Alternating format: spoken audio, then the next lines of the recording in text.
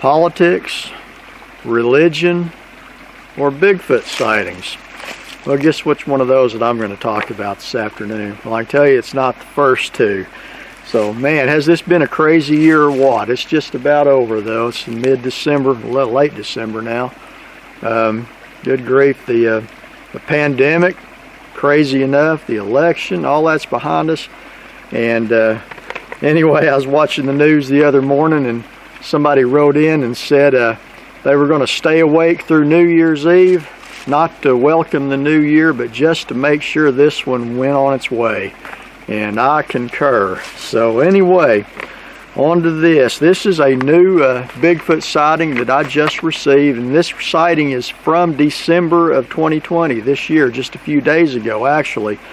If y'all have been following my channel, you know that a few weeks ago I shared a sighting that happened on in the Lexington Wildlife Management area over west of here a ways, and that's the first one I'd gotten from that area. But this month I got another one from that area, only this one is this month, where the other one was from back 10 years ago or so. And this comes to me from a fellow I've got acquainted with named Hunter, and he is from southeast Oklahoma, and he shared with me some encounter reports from out in that part of the state. But on this one, he was in the Lexington Wildlife Management area looking to do some hunting. So he and his brother had an encounter there on December 6th, and he shared this with me and gave me permission to share it with you. So thank you, Hunter, for allowing me to share this with all these folks watching this channel. So I'll just get right into it. He said, on the night of December 6, 2020, my brother and I decided to drive to the Lexington Wildlife Management area to check out the area and see if we could see any big bucks.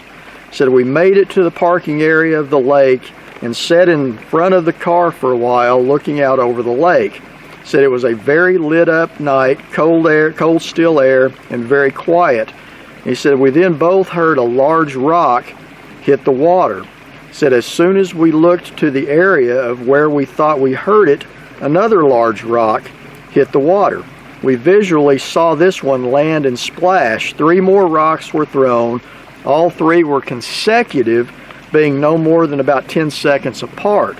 He said we also heard a high-pitched howl in the distance that was followed by coyotes starting their racket. He said we tried looking down the bank to see if we could see what was throwing the rocks, but the weeds were too tall on the bank, and it could have been anywhere along the bank. It may also have been in the tree line for all we know. And Hunter sent me some pictures from around the area that he was at, and it's tall grass. There's a lake there. There's a lot of like hardwood type forest there, not especially thick looking at it, but of course it's winter and the leaves are off of them too. But I'll try to use one of those pictures for the thumbnail when I post this video. Now, so he goes on to say, we sat in the car with the windows rolled down and just listened. We could hear movement from both sides of us in the brush. My brother heard footfalls on his side, and we decided we should leave. We turned around and headed down the road out, and he said on one of the curves right in the bend beside a tree, he said I saw 2 golf ball sized glowing white eyes shining in the headlights.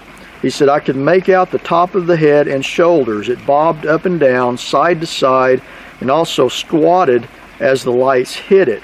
He said I'm not sure exactly how tall it was, but I would estimate over 6 feet tall. Not super tall, but he said it was very wide. He said as far as I could tell, it was black in color. Now the first thing that come to mind when he saw the eyes that comes to my mind is deer, but deer's not black, nor is it bipedal. So anyway, he said as far as I could tell, it was black in color. He said they went on, and when they came around the bend shortly after that, my brother saw another one in the headlights with the same kind of eye shine. He said I also saw it as well. This one was very small and quickly turned sideways as if it was going to run alongside the car but it disappeared quickly into the woods. He said, we did not see anything else after that on the way out.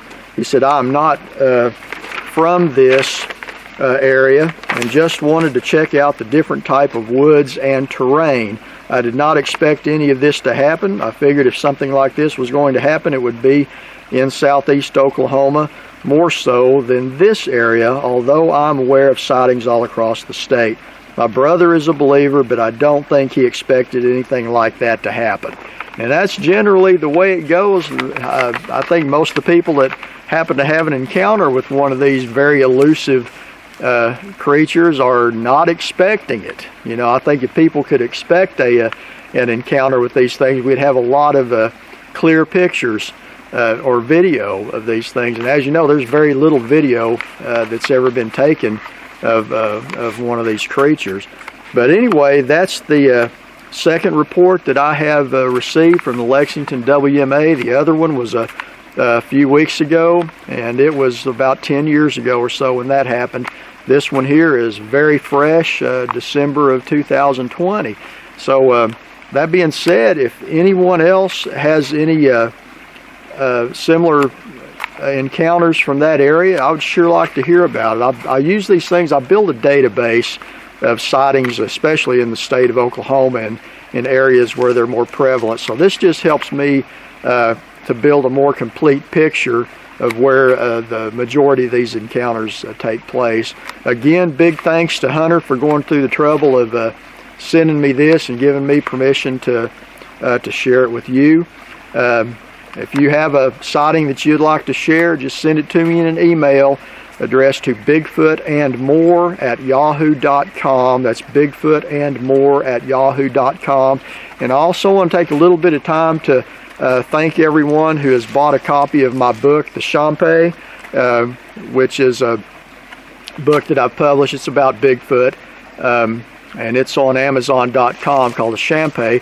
The money that I have raised from that book, I have used to upgrade some of my video equipment. I just bought myself a new GoPro Hero 7 Black and the microphone set up to go with it. So all of you guys that bought a copy of my book, I appreciate you greatly, and that you helped me upgrade some of my video equipment. So anyway, if you enjoy what I'm doing with this channel, enjoy watching it, again, I'd encourage you to like, share, and subscribe. I really appreciate that.